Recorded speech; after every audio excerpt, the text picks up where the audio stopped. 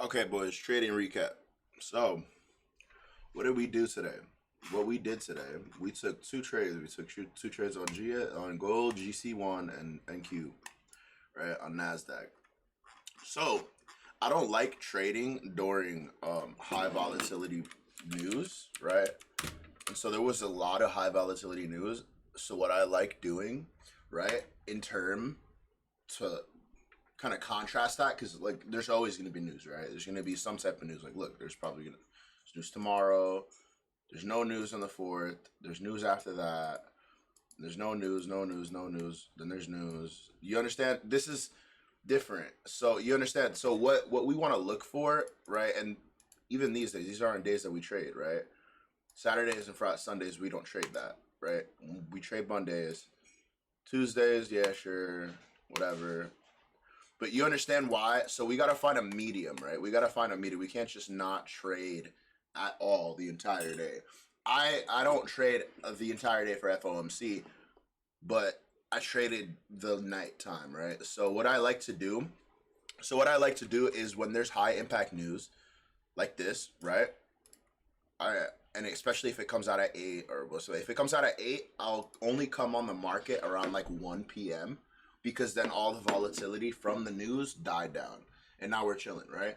But if we have news like this all day where it's like 8:15, 8:30, 9:45, 10, 2 o'clock, shit like that, I know I'm not going to be able to take a trade around 2 and kill zones around then, right? So what happens is usually there's some type of move around like fucking the middle of the night, and that's what I did.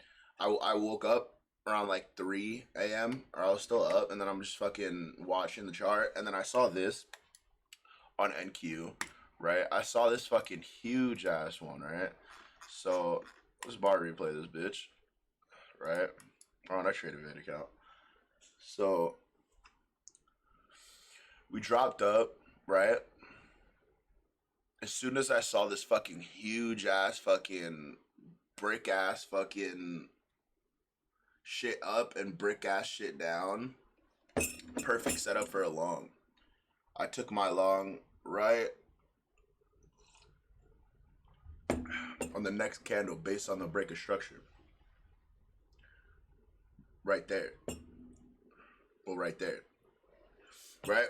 And so after that, we just waited for the sell because it's perfect short, right? If we really did go confluence, if this was our confluence, regardless if it goes for a retracement, regardless if it goes for any of that, right?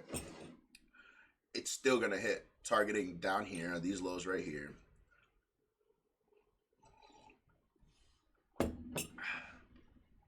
She was awesome.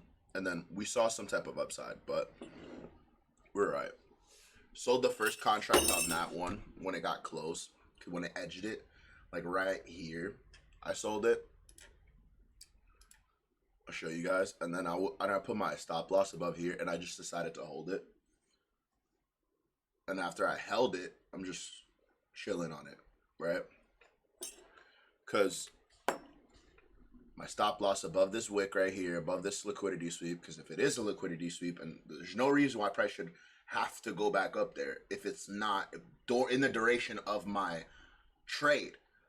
It'll go back up there 100%, but not in the duration of my trade, right? Not before it hits this again, which was my target.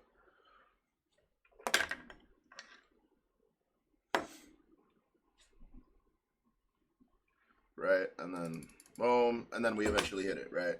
And then we sold, we made some bread, right? And now we have GC1, right? We have fucking gold. So I saw this uptrend, right? I saw this little higher low, this prominent low right here, right? I saw we were due for another one. So after this, so you guys got to know the stages of consolidation and the stages of reversal and how reversal works versus retracement, right? Me seeing this, I made my entries around here because I knew that it wasn't going to be a reversal. And I knew that we were going into this fair value gap, which was on the 10-minute and 15-minute.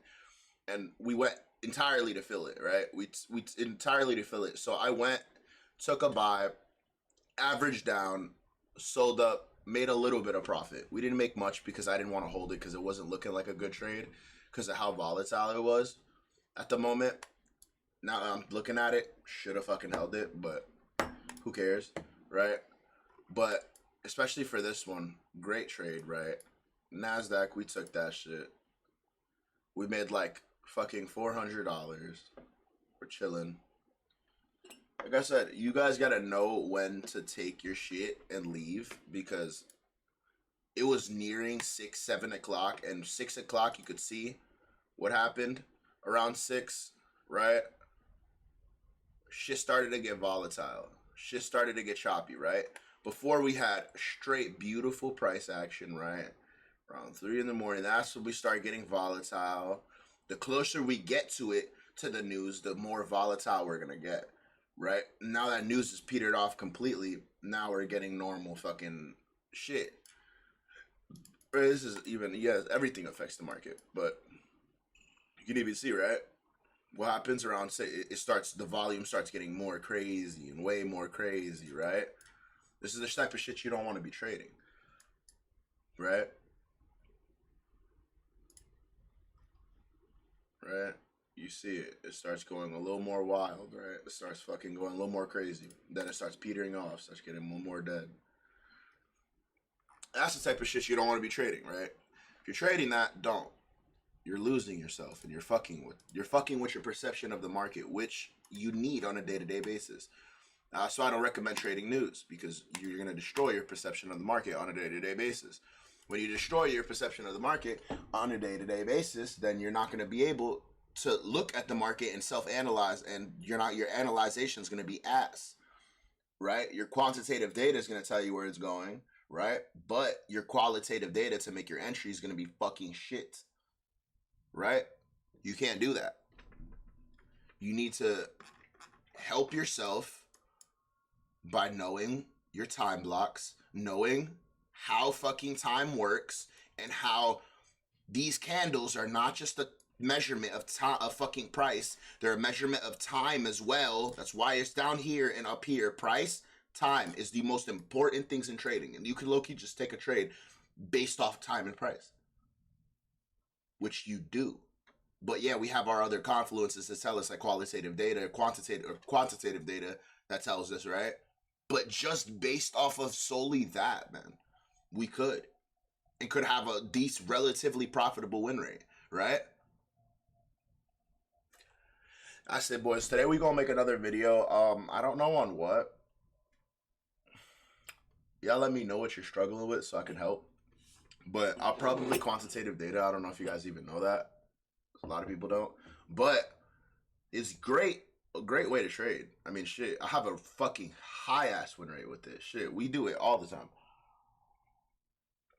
Shit, we took 5 dubs on stream the other day, and then four more dubs before that, and then 2 dubs this morning.